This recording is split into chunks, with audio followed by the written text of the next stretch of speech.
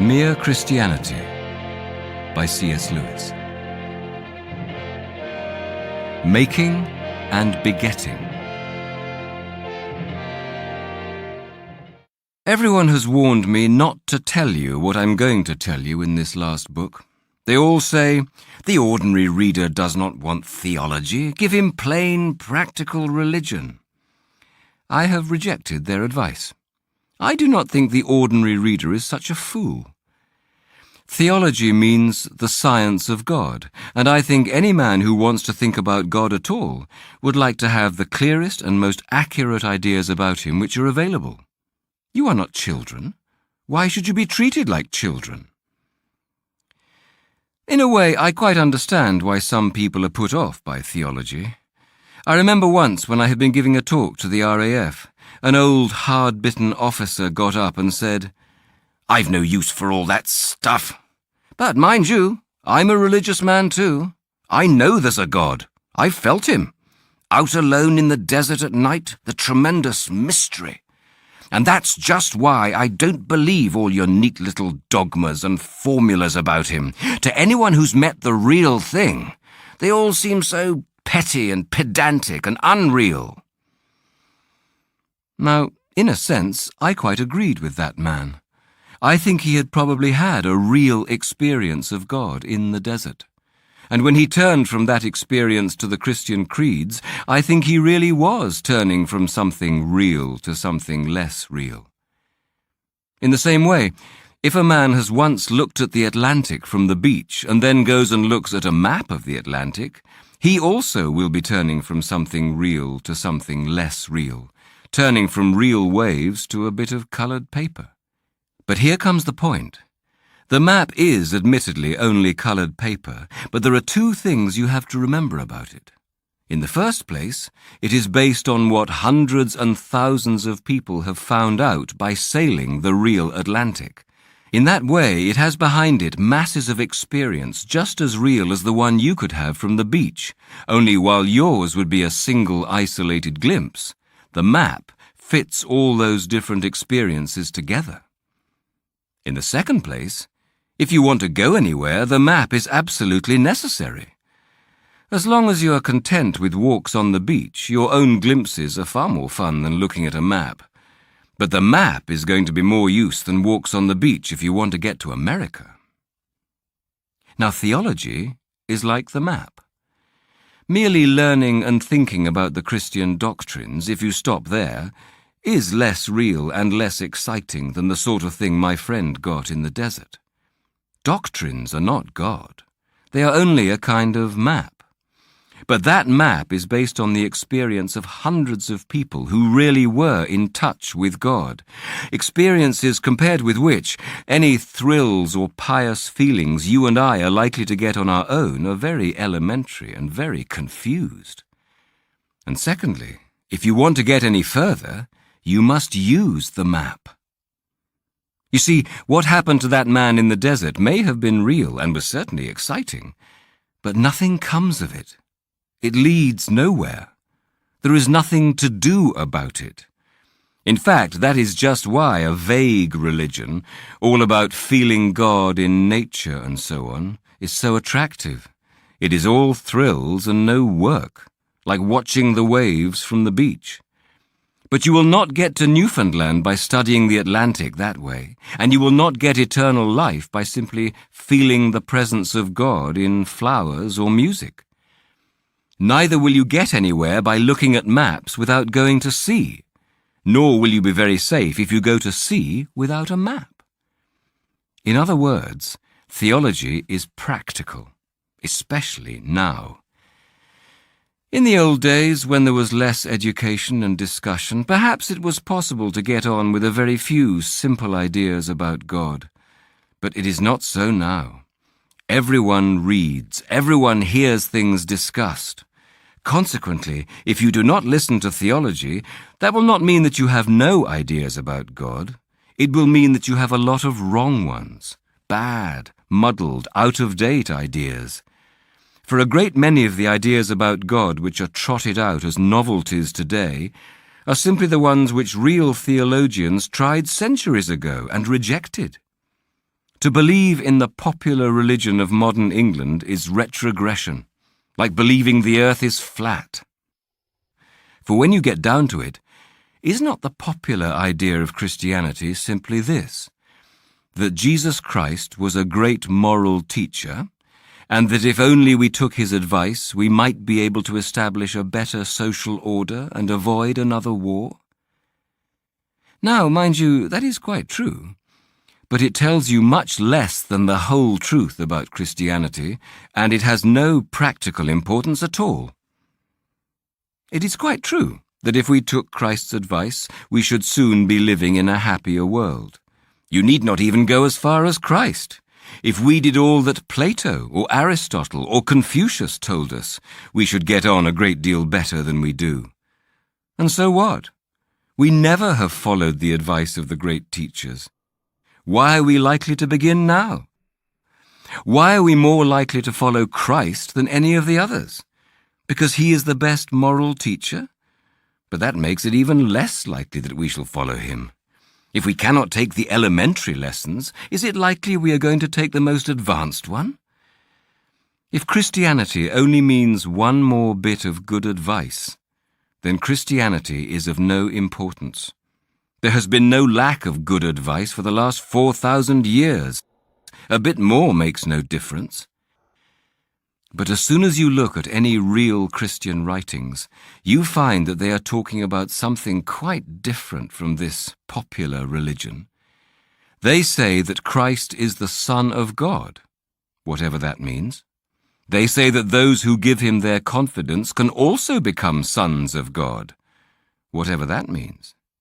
They say that his death saved us from our sins, whatever that means.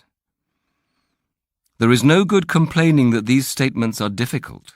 Christianity claims to be telling us about another world, about something behind the world we can touch and hear and see. You may think the claim false, but if it were true, what it tells us would be bound to be difficult, at least as difficult as modern physics, and for the same reason.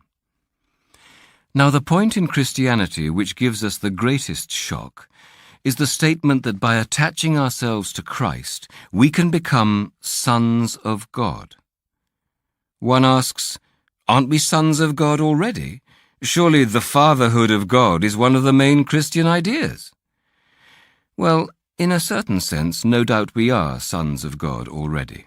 I mean, God has brought us into existence and loves us and looks after us, and in that way is like a father.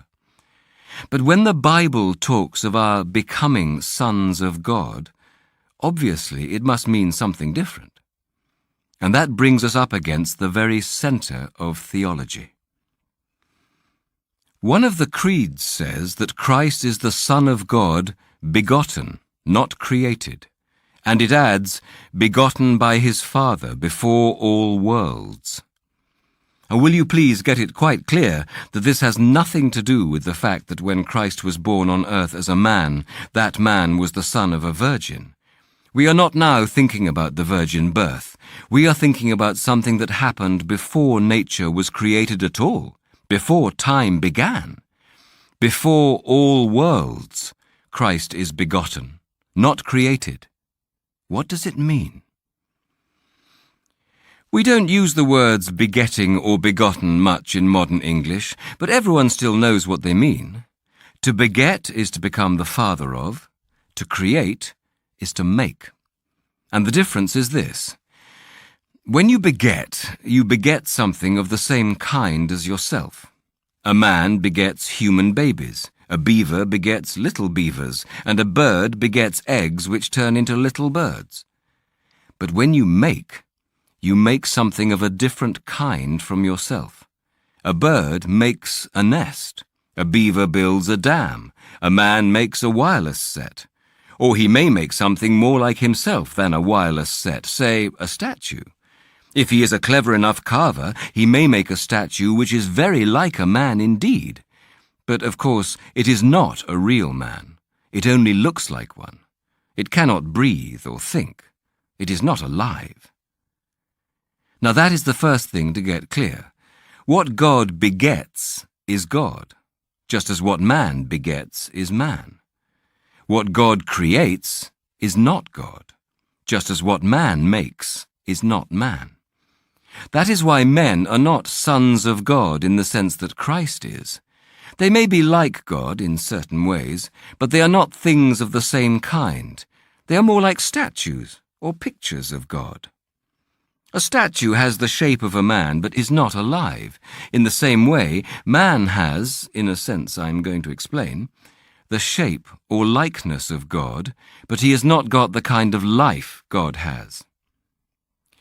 Let us take the first point, man's resemblance to God, first. Everything God has made has some likeness to himself. Space is like him in its hugeness. Not that the greatness of space is the same kind of greatness as God's, but it is a sort of symbol of it, or a translation of it into non-spiritual terms. Matter is like God in having energy, though again, of course, physical energy is a different kind of thing from the power of God. The vegetable world is like him because it is alive, and he is the living God. But life, in this biological sense, is not the same as the life there is in God. It is only a kind of symbol or shadow of it. When we come on to the animals, we find other kinds of resemblance in addition to biological life. The intense activity and fertility of the insects, for example, is a first dim resemblance to the unceasing activity and the creativeness of God. In the higher mammals, we get the beginnings of instinctive affection. That is not the same thing as the love that exists in God, but it is like it, rather in the way that a picture drawn on a flat piece of paper can nevertheless be like a landscape. When we come to man, the highest of the animals, we get the completest resemblance to God which we know of. There may be creatures in other worlds who are more like God than man is, but we do not know about them. Man not only lives, but loves and reasons. Biological life reaches its highest known level in him. But what man in his natural condition has not got is spiritual life, the higher and different sort of life that exists in God. We use the same word, life, for both. But if you thought that both must therefore be the same sort of thing, that would be like thinking that the greatness of space and the greatness of God were the same sort of greatness. In reality, the difference between biological life and spiritual life is so important that I'm going to give them two distinct names. The biological sort, which comes to us through nature and which, like everything else in nature, is always tending to run down and decay so that it can only be kept up by incessant subsidies from nature in the form of air, water, food, etc., is bios. The spiritual life, which is in God from all eternity and which made the whole natural universe, is Zoe. Bios has, to be sure, a certain shadowy or symbolic resemblance to Zoe, but only the sort of resemblance there is between a photo and a place, or a statue and a man. A man who changed from having Bios to having Zoe would have gone through as big a change as a statue which changed from being a carved stone to being a real man. And that is precisely what Christianity is about. This world is a great sculptor's shop. We are the statues, and there is a rumour going round the shop that some of us are someday going to come to life.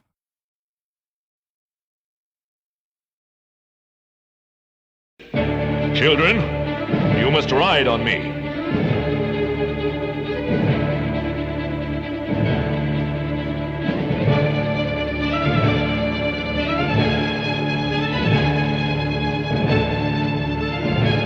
We must get reinforcements. The battle at Baruna Ford is not going well.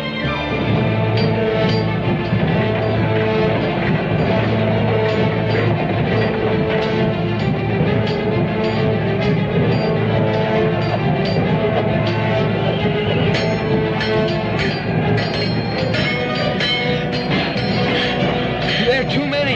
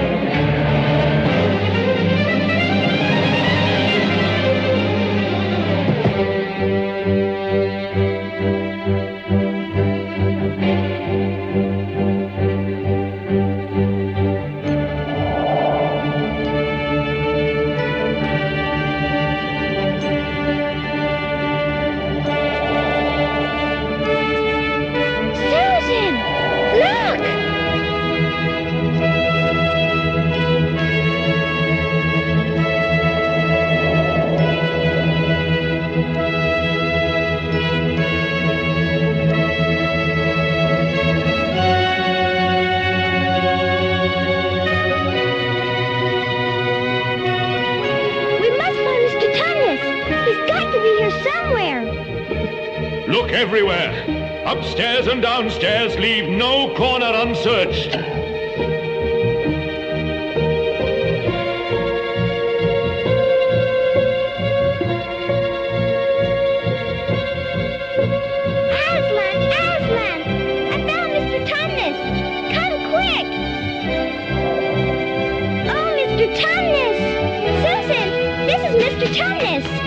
Lucy!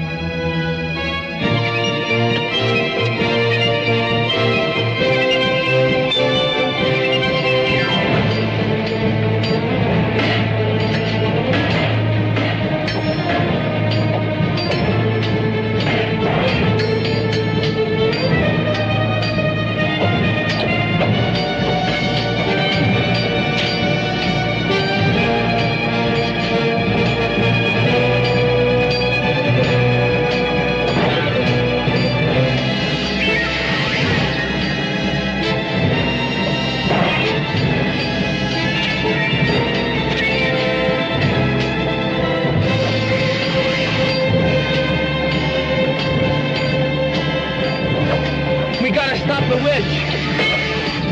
She's turning all our people into stone.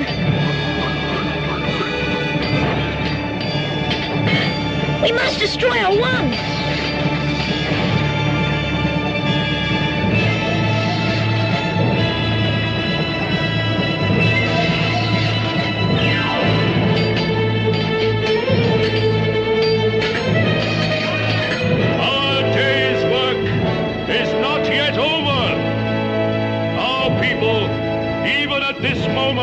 Are in dreadful combat, outnumbered by the witch's army. We must join the battle